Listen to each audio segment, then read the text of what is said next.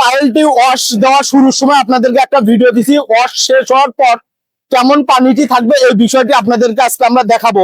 আপনাদের সাথে আছে আমি প্রকৌশলী রিফাত এদার, ফাউন্ডার অ্যান্ড সিও রিফাত এদার বিল্ডিং কনসালটেন্ট।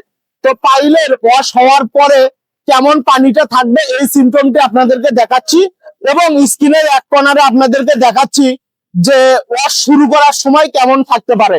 তো আপনাদেরকে এখন আমি দেখাচ্ছি যে পাইলের ওয়াশটি শেষ হওয়ার পর কেমন পানিগুলো থাকবে। দেখাও, ধরো।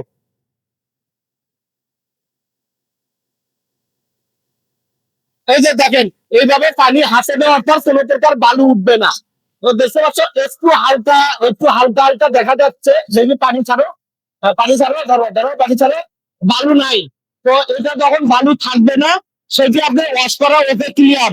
কিন্তু যদি বালু উঠে আসে তাহলে আপনাদেরকে আরো 5 মিনিট বা 10 মিনিট ওয়াশ দিতে হবে। যখন দেখবেন যে বালু নাই তখন ওয়াশ করা অফ করতে হবে।